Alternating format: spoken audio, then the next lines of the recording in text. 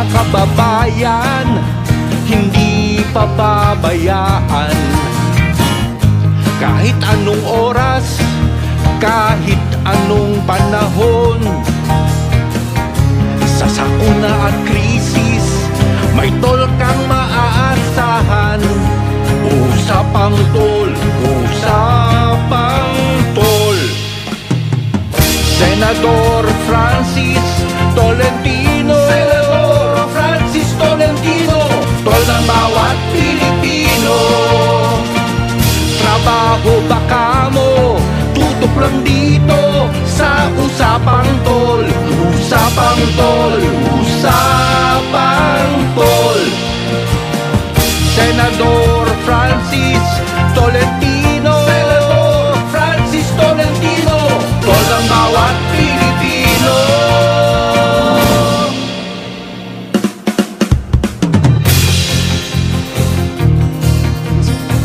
Magandang umaga, Luzon, Visayas at Mindanao. Magandang umaga, Pilipinas. Ako po si Senator Francis Tolentino. Ngayon po ay Miyerkules, February 28, 2024.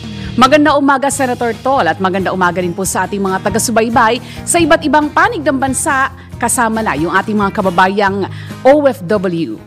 Eksaktong 1 taon ang nakalipas na lumubog sa baybayin ng Oriental Mindoro ang MT Princess Empress na nagdulot ng malawakang oil spill sa mga baybayin ng Mindoro at kalapit na mga isla. 1 taon na nga nakalipas, Senator, no? Kaya maigi na kamustahin natin kung ano na ba ang lagay ng ating mga kababayan na naapektuhan ang pangkabuhayan dahil sa oil spill. Sa ibang usapin, bagamat sinabi ng Pag-asa DOST na humihina na ang El Nino, mararanasan pa rin ang epekto nito sa ating bansa at isa sa matinding nakakaranas ng matinding tagtuyot ngayon. Alamin natin ang latest. Hitik po ang araw ng Miyerkules at kaya simulan na natin, Senator Tol, ang napasadahan ang mga nagbabagang balita ngayong umagang ito. DWIZ Balita. Mga malalaking balita, pinag-uusapan, mga balitang bagong-bago sa DWIZ Headlines. Narito na ang headline para sa Usapang Tol, February 28, 2024. Pangulong Marcos tutulak pa Australia ngayong araw. DWIZ Balita. Plebisito sa charter change kayang isabay sa 2025 midterm elections ayon sa COMELEC. DWIZ Balita. Marcos administration naglaan ng higit 106 billion pesos na pondo para sa 4Ps ng DSWD ngayong 2024. DWIZ Balita. Enrolled bill para sa panukalang Magna Carta for Filipino Seafarer binawi. DWIZ Balita. Peak o rurok ng El Nino posibleng naabot na ayon sa Pag-asa. Pinsala sa agrikultura lumobo pa. DWIZ Balita. At isa sa mga pulis na botas na akusado sa pagpatay sa binatilyong si Jemboy Baltazar, hinatulang guilty. DWIZ Balita. At para sa detalye ng ating mga balita, bibiyahe si Pangulong Ferdinand Marcos Jr. pa Australia ngayong araw at sa susunod na linggo. Sinabi ni Department of Foreign Affairs spokesperson Ambassador Maria Teresita Daza, magtatalumpati ang Pangulo sa Australian Parliament. Kasama ang 16 pang heads of state. Si Pangulong Marcos ang kauna-unahang Pilipinong presidente na magsasalita sa Australian Parliament. Ang biyahe ng Pangulo ay bilang guest of government visit o may tuturing na rin na state visit sa bisa ng imbitasyon ni Canberra Governor General David Hurley.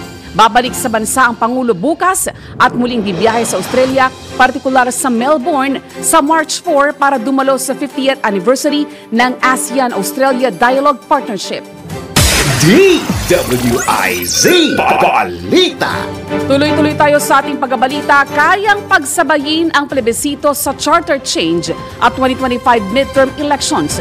Ito ang pagtitiyak ng Commission on Elections dahil handa na ang komisyon na magsagawa ng sabay na plebisito at halalan sa oras na aprubahan ng Kongreso ang panukalang amyenda sa saligang batas.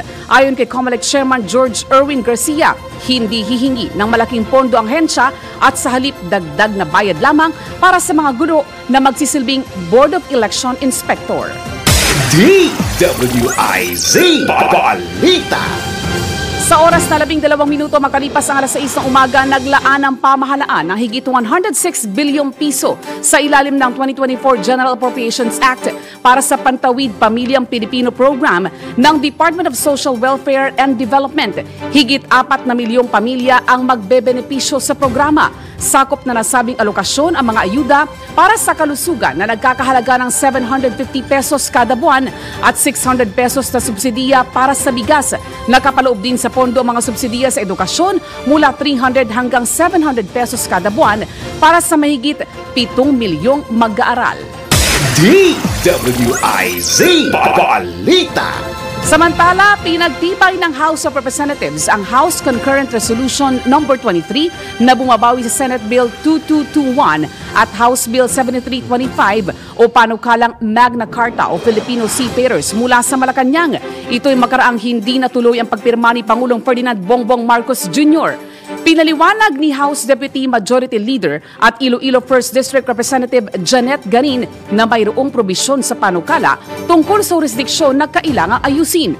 Kaugnay nito, sinabi ni Ganin na kailangang muling i-convene ng Senado at Kamara ang Bicameral Committee upang maitama ang probisyon sa panukala.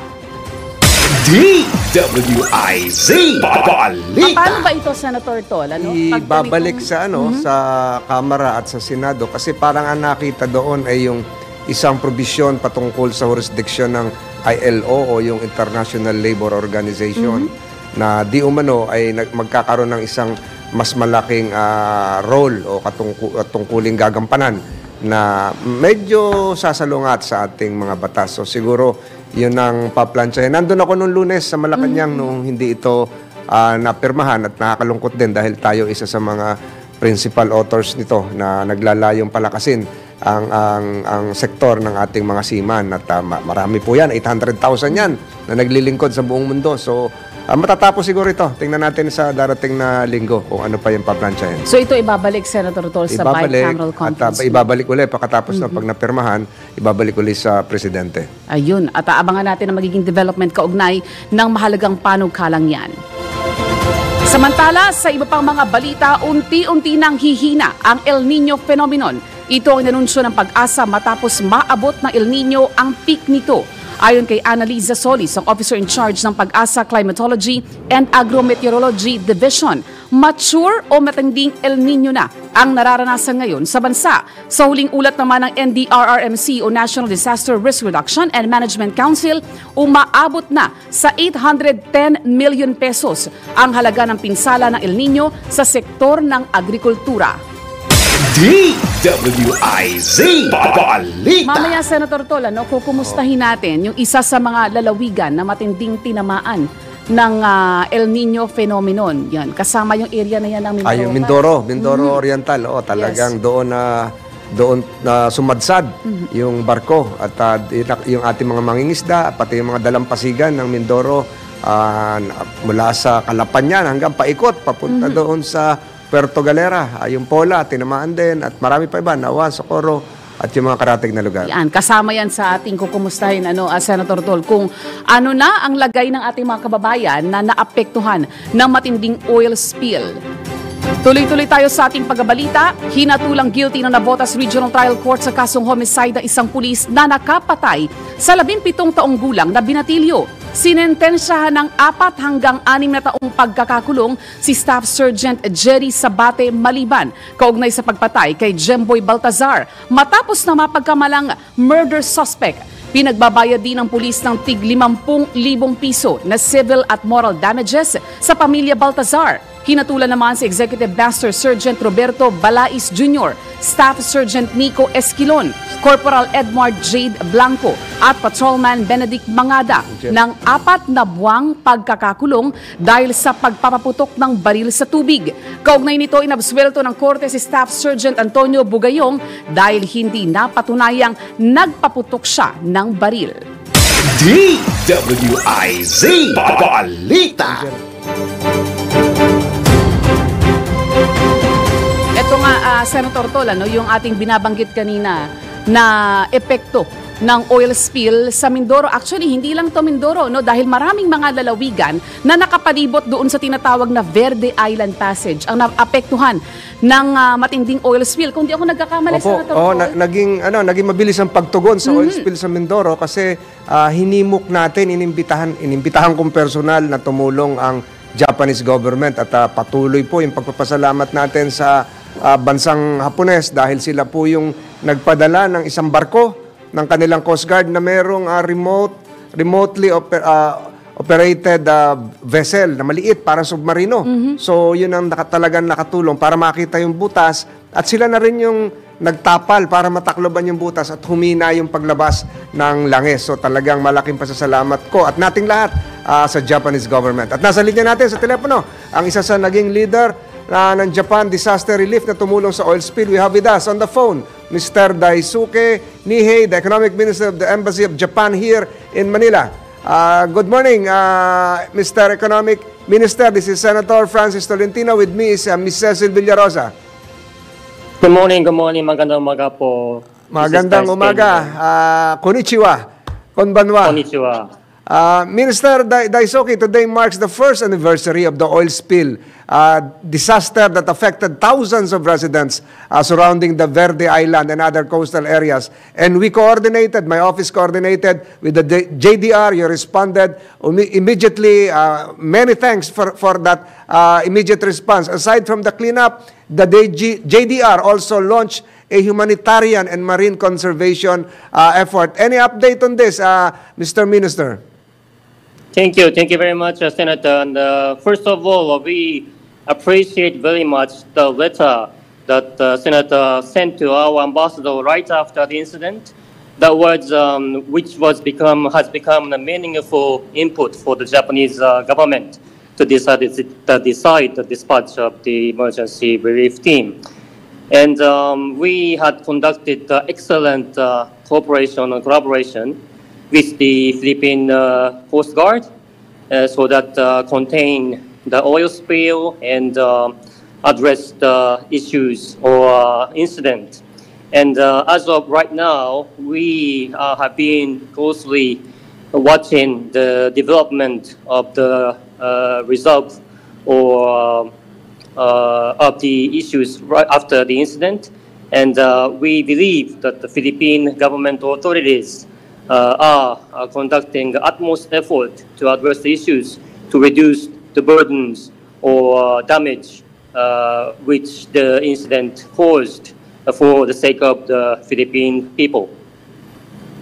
Yes, Mr. Minister, is there a report from disaster experts that you have sent from Japan regarding the possibility on how long will the recovery efforts, how long will the affected area totally recover? How long will it take, sir? I do not want to go into details about the prospect of the process of recovery. But we once again believe that the Philippine government is doing efforts to resolve it, overcome it as soon as possible.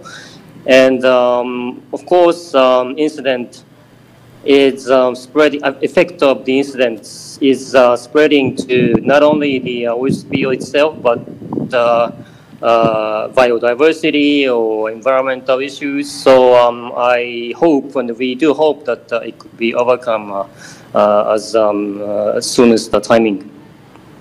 Thank you, Mr. Minister. We are being heard nationwide via DWIZ and seen on national television TV 23. My final question, Mr. Minister, and please relay my thanks to the good ambassador, is that are you amenable for to have future exercises to enhance our disaster capabilities with the Philippine government in the near future?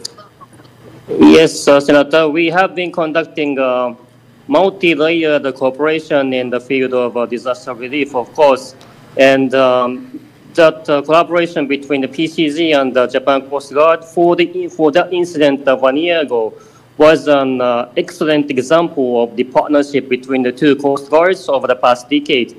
And we are ready and we are here with you, and we are ready Thank to promote our cooperation, our full support to the Philippine government, of Philippine people, to strengthen the capacity of the work for disaster relief in the future, of course. Thank you, Mr. Daisaki Nihei, the Economic Minister of the Embassy of Japan. Thank you for being a good friend of the Philippines. Arigatou gozaimasu. And thank you for your time today, this Senator Tolentino. Good morning, sir. Thank you. Thank you very much. Thank you very much. Maraming salamat po. Thank you. Narinig po natin si Mr. Daisaku Nihei ng Japanese Embassy and Economic Minister na tumulong sa atin sa paglilinis doon sa Mindoro Oriental noong oil spill at napakalaking tulong. At ang bilis po ng responde nila. Siguro nung padala ako ng liham, after 48 hours, nandun na. Padating na ang Japanese Coast Guard. Maraming salamat muli. At yan din yung naging hudyat, Senator Tol, para pati ibang bansa, tumulong din. Yun, pati sumunod na ang Korea at hindi ako nagkakamali, ang Australia at ang United States. Kaya abangan po natin ngayon, malapit na yung Palengke Report ni Maring Sandy. Sila po ngayon ay nasa Galas Public Market sa Quezon City sa pagbabalik ng Usapang Tol. Mga balitang updated, mga isyong updated, mga komentaryong updated sa Usapang Tol. Kasama si Senator Tol, Senator Francis Tolentino, Tol ng bawat Pilipino, at Cecil Villarosa. Kailangan malaman mo na ang mga presyo sa labas sa Palengke Report.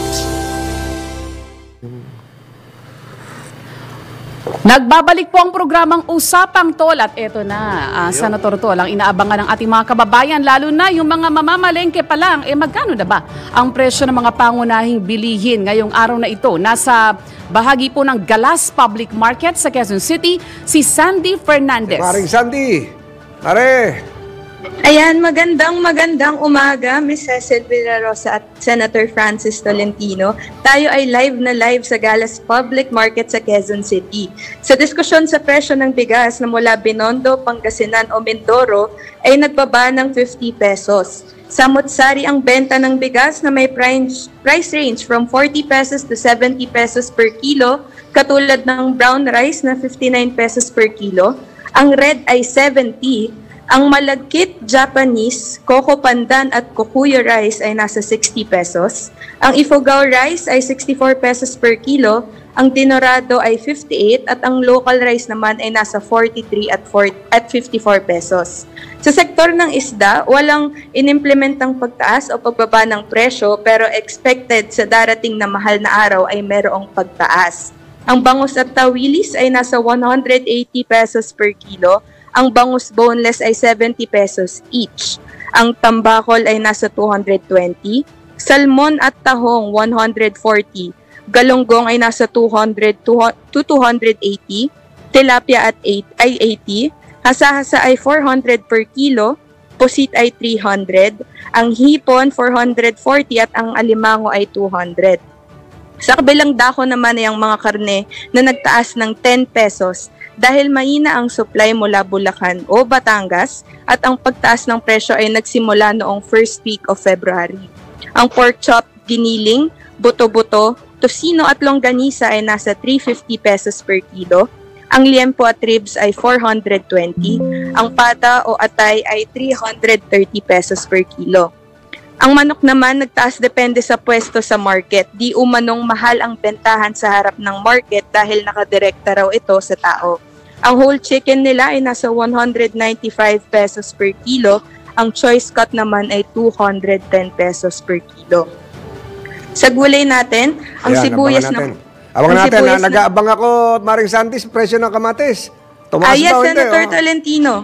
Ang kamatis nila ay nasa 80 pesos ang starting price. So, kumpara natin sa Marikina Public Market, halos parehas lang po ang bentahan. Oho. Ang sibuyas, magkano ngayon? Ang sibuyas ng pula nila, nagbaba ang presyo to 70 pesos per kilo dahil dagsaraw ang supply sa Nueva Ecija. Ang sibuyas na puti naman ay 50 pesos per kilo. Oho. So, walang pagbabago sa kamatis. At least ang kamatis, same ang presyo, hindi tumaas. Ang sibuyas, bumaba.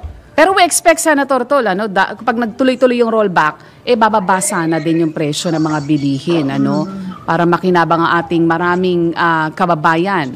O yun, yung mga mamamalengke ngayon, alam na natin na kung ano yung ating ipaghahanda para pagpunta natin sa palengke ay hindi tayo magulat at alam natin kung ano yung ating bibilihan. Meron tayong tuloy-tuloy yung ating maswerteng tindera. Sino yung maswerteng tindera natin na napili mo ngayon, Maring Sandy, na makakatanggap ng ating regalo? Yes, Senator Tolentino. Ngayon po naka-live video tayo para ma-witness natin ang winner ng ating token sa market po. Anong pangalan niya? Si Nanay Evangeline Castro po. Ito po ngayon, nagpo-monitor po si Nanay. Nanay Evangeline, congratulations! Ano pong tinitinda nyo? Ano daw po binibenta niyo, Nanay? Gulay po, Senator. Anong gulay po, kamatis? Po sa inyo. Ayun. Anong oras kayo dumating sa palengke ngayon? Madaling araw pa po, mga 3:30 o 4 o'clock. Ayan na nauna lang kayo ng 1 oras nagising sa akin, Nanay. Nako, talaga naman Opo, press. natabayanan po kayo, Senator. Press na press. Congratulations! Nanalo kayo. Meron na tayong sombrero, meron na tayong t-shirt, Nanay Evangeline Castro. Congratulations po, Nay. Ayun, masaya siya doon. Napakaswerte ni Nanay. Nanay Evangeline ng Galas Public Market. At Senator Congratulations. Tolentino, Ms. Cecil, isingit ko lang po na very deserving si Nanay ng ating token ngayon. Hindi lang dahil sa nag-monitor siya, pero sinabihan niya ako kahapon na kitain ko daw siya ng 4:30 a.m. ngayong araw para maalalayan tayo sa kung ano mang kailangan natin tungkol sa Galas Public Market. So very supportive at participative si Nanay talaga. Ayun. Masipag pati ni Nanay. Maraming salamat. Mamaya pahipahinga konti, idlip ng konti. Pakabenta ng hanggang 9 siguro, Nanay. Yes, Senator Tolentino. So ako po muli si Sandy Fernandez, ang kumare niyo sa palengke at live na nag-uulat ng mga market prices. Maraming salamat po. Maraming salamat sa pagbabalik po ng Usapang Tol at ating po makakapanayam ang isa sa mga naging bahagi ng Mindoro Oil Spill Recovery, si Mayor Jennifer Cruz ng Pola Mindoro. Mga balitang updated, mga isyong updated, mga komentaryong updated sa Usapang Tol. Kasama si Senator Tol, Senator Francis Tolentino, Tol ng bawat Pilipino, at Cecil Villarosa. 6:36 na umaga, nagbabalik po ang programang Usapang Tol at Senator Tol. Live nila tayo napapakinggan sa DWIZ at simulcast din po tayo sa Aliw TV Channel 23 at pwede rin po tayong masubaybayan sa Facebook page ng DWAIZ 882.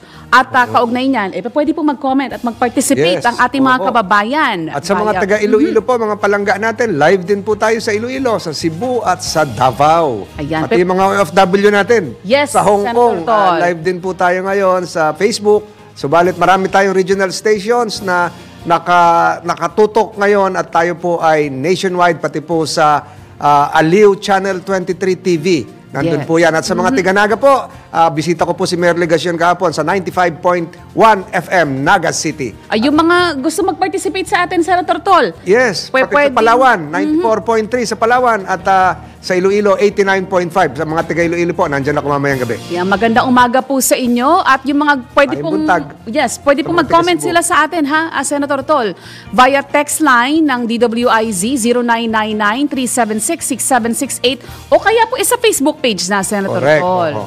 Mamaya pag may oras pa tayo papasadahan natin ng shout out yung ating mga kababayan na nagmo-monitor po sa atin. At kaugnay pa rin po ng ating ginagawang patuloy na pagtutok, Senator Tol, sa epekto ng nangyaring oil spill sa Mindoro. Nasa linya na ng ating komunikasyon si Pola Oriental Mindoro, Mayor Jennifer Cruz. Magandang umaga po, Mayor. Yes, magandang umaga po sa inyo. Magandang umaga, Mayor Jennifer Hi, Sen. Cruz. Good morning po. Good morning. Absent po ako sa Pola kahapon. Oo nga, kayo nga po. Inintay po namin kayo. Wala kayo kahapon. Opo, nandito po tayo sa programang ito. Maaga na po tayo rito, alas 6 hanggang alas 7. Mayor, may mga katanungan sa inyo. Kukumustahin kayo namin sa mga kaganapan ngayon sa Pola Mindoro sa epekto na nangyaring oil spill. No problem po. So, kumusta na po ngayon ang lagay ng Pola? Tapos na ho? Cleared na ho lahat? Hindi pa naman po ganun ka-clear. Kumbaga, na siguro 70 to 80% pa lang po kasi makikita pa naman po talaga doon yung bakas ng oil spill, no? Pero ginawa po namin, inilift na po namin yung ating state of calamity para naman po tuluyan ang makapaghanap buhay yung ating mga fisher folk, Senator. So sa ngayon po, palagay nyo ilang percent na ang recovery? Kabilang po yung tanong ko sa kabuhayan. Pagdating po sa kabuhayan, siguro mga 50% po. Pagdating po sa kalinisan, mga 70% po. So medyo hindi pa po talaga kami makabangon kasi yung ating mga mangingisda po kasi hindi pa maraming makuha na isda kasi yun pong iniitlogan. Doon po kasi kumapit sa mangrove areas natin yung oil spill. Doon po nangingitlog ang isda. Kaya siguro po hindi din doon karami na makuhang isda this time. Mayor Cruz, nakikita namin sa video ngayon, si DILG Secretary Abalos. Yan. Nailapit niyo po ba itong concern ninyo kay Secretary Abalos? At ano po ang pangakong tulong ng national government? Alam po ni Secretary Abalos yung problema and may mga sinabi naman po siya sa atin na tulong lalo na po sa tubig. Isa po yan sa sinabi ng ating Secretary. Ano po ang pangakong tulong, particularly Mayor Cruz ng national government? Isasama po niya tayo doon sa programa nila na mas maayos na tubig. And doon naman po sa DSWD, meron naman pong ibinigay kahapon na yun pong tulong na galing sa ibang senador din natin na kasama ni Senator Tolentino na ibinigay po yung AIX. So may mga bigas po din na ibinigay kahapon. And DNR na ibigay din po ng bigas kahapon.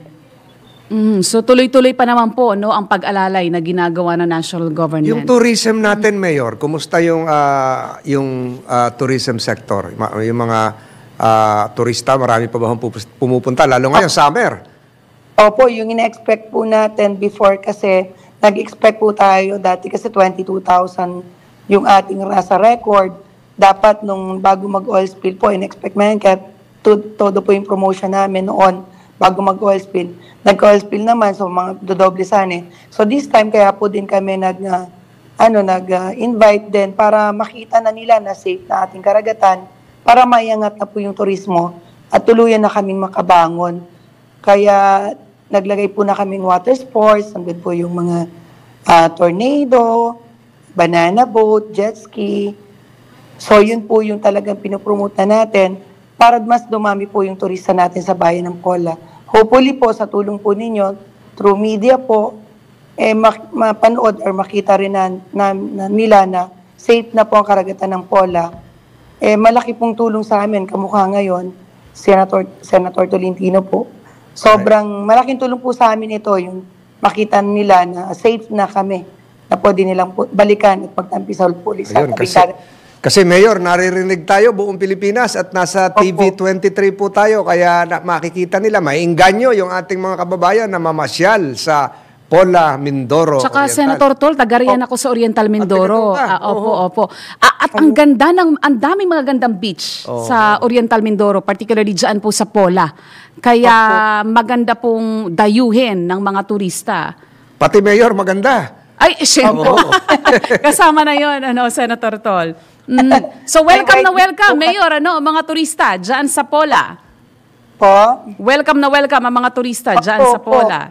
Kasi meron po kaming white beach, may black beach ko. Sobrang ganda po nung aming KI Long Beach, parang black yung sand, pero napakaganda po. Walang bato, malayo na, napaka-safe sa bata, mababaw pa rin.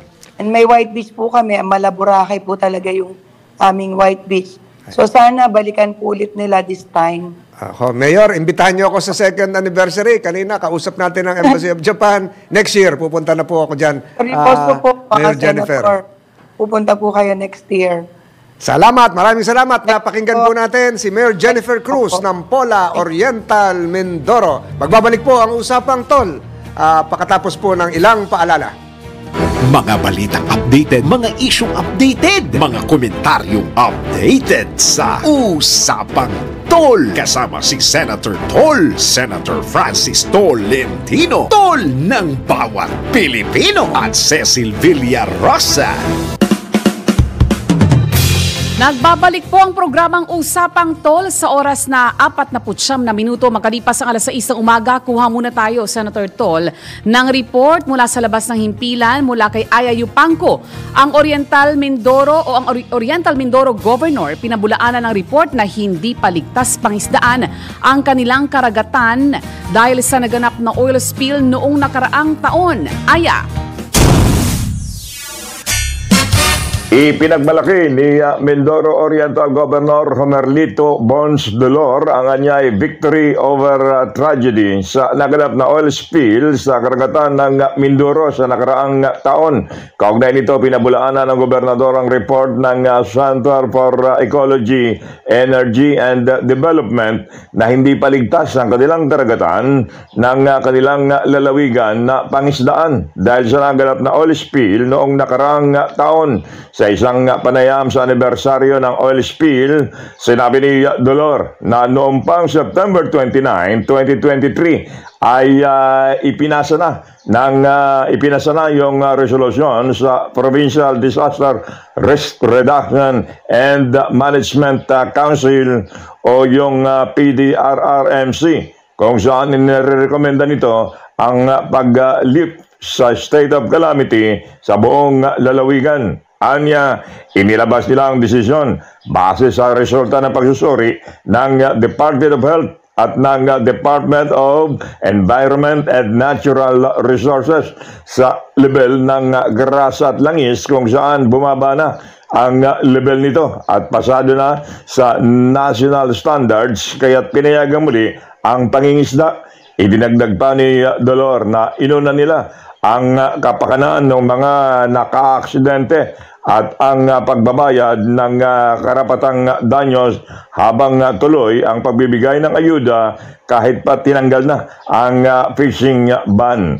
Anya, nakakatanggap na rin ang mga biktima ng oil spill ng paunti-unting kompensasyon mula sa Oil Pollution Compensation Fund na ipinamahagi ito sa tulong ng mga eksperto mula sa binuong task force, gayon din sa sinagawang seminar ng Philippine Coast Guard at Department of Justice.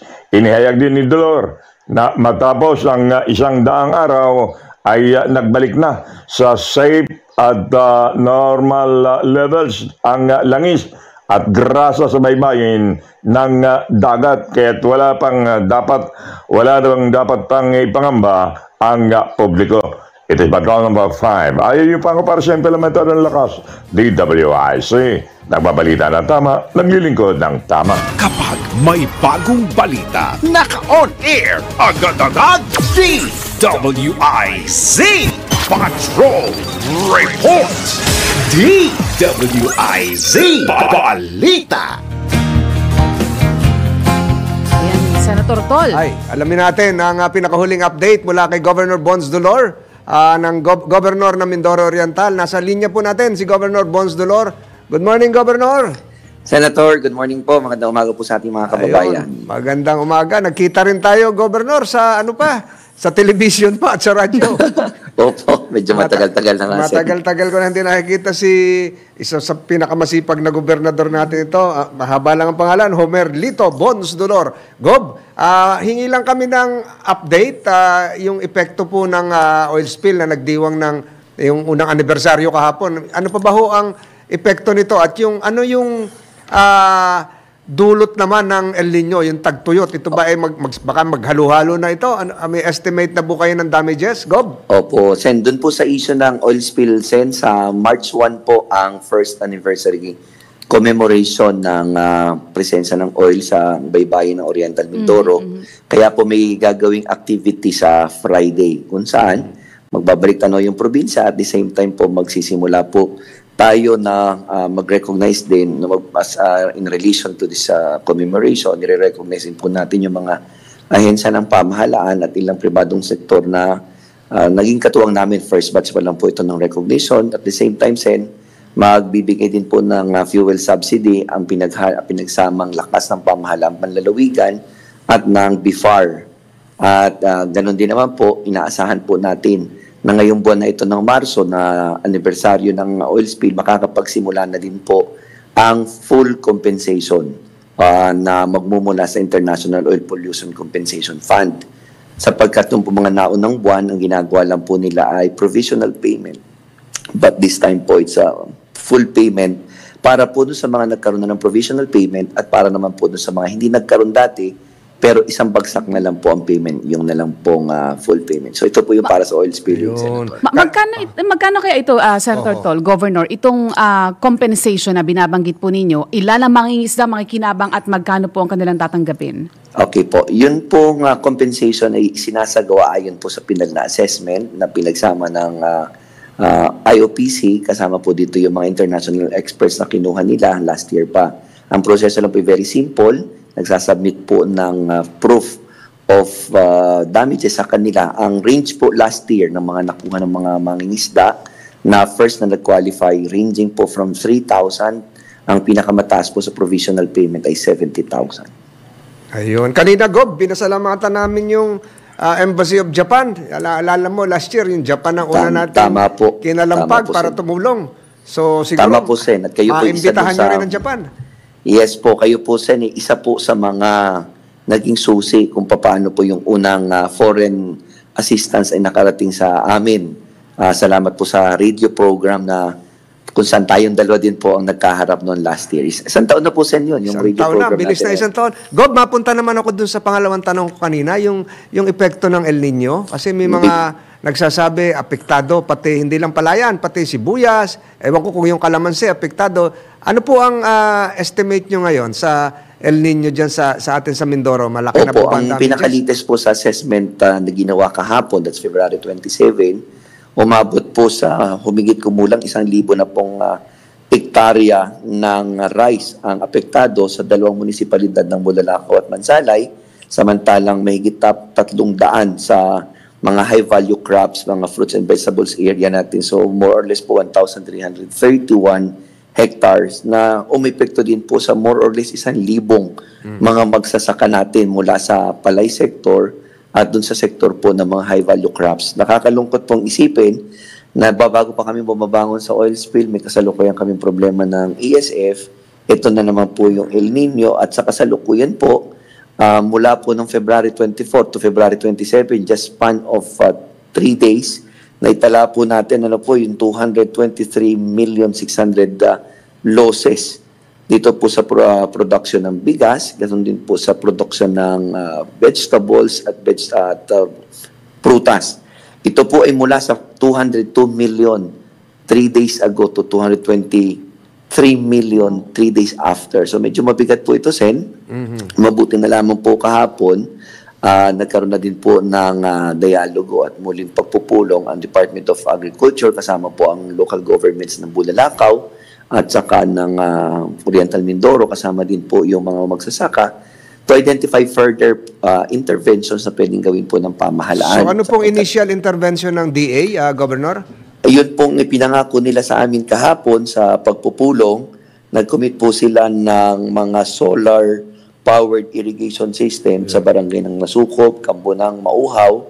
At finally po, yung aming pinag-uusapan last year, actually po 2 years ago pa, na cold storage facility na ipa-fund ng Department of Agriculture ay nakasama na daw naman sa kanilang program for this year sa 2024. So ito po ay may co-construct this year. Ganon din naman po.